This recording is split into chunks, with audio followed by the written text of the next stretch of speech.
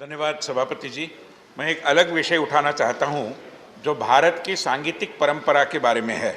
मान्यवर, हमारे भारत की एक बहुत समृद्ध और गौरवशाली संगीत की परंपरा है जिसे हम भारतीय संगीत कहते हैं, और इसमें वोकल और इंस्ट्रूमेंटल इस तरीके की बहुत सारी शाखाएं हैं, मगर ये दो प्रमुख शाखाएं हैं।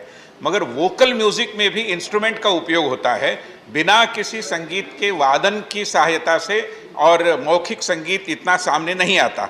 ऐसी स्थिति में भारत में जो तारवाद्य निर्माता है, जिनको हम स्ट्रिंग इंस्ट्रूमेंट्स कहते हैं या एकॉस्टिक इंस्ट्रूमेंट्स कहते हैं, ये पूरा हाथ से चलने वाला काम है, हैंडीक्राफ्ट के माध्यम से ये होता है। इसमें मशीन की या फैक्ट्री की कोई व्यवस्था नहीं होती, और इसमें लगे हुए जो सारे लोग हैं मुख्य रूप में एक परिवार की परंपरा के आधार पर काम कर रहे हैं।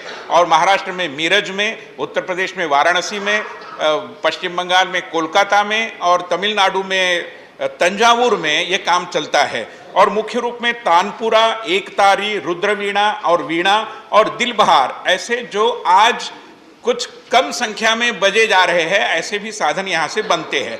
मेरी भूमिका ये है कि इन जगह पर ये जो काम करने वाले परिवार है, जो भारतीय संगीत की परंपरा को बरसों से समृद्ध करते रहे, चाहे एम.एस. सुब्बलक्ष्मी जी हो, चाहे भीमसेन जोशी जी हो, सारे लोग यहीं से अपने संगीत के साधन खरीदते हैं, तानपुरा खरीदते हैं।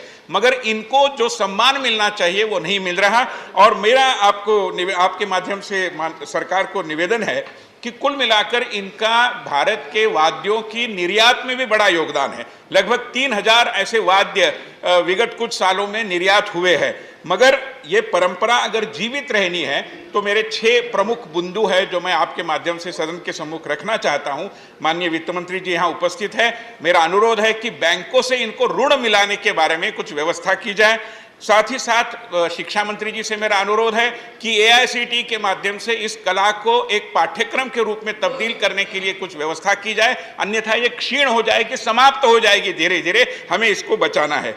तीसरा, मार्केटिंग की दृष्टि से और इनके लिए जो वेयर हाउसेस और गोडाउन्स चाहिए, क्योंकि वाद्य बनता है तत्काल नहीं जाता, उसकी कुछ व्यवस्था होनी चाहिए। इसका एक डॉक्यूमेंटेशन, संरक्षण होना चाहिए, प्रलेखन होना चाहिए। और अंतिम, संस्कृति मंत्रालय से मेरा विनम्र अनुरोध है कि श्रीमती लता मंगेशकर जी के नाम से एक भारतीय पारंपरिक वाद्य संग्रहालय बनाया जाए।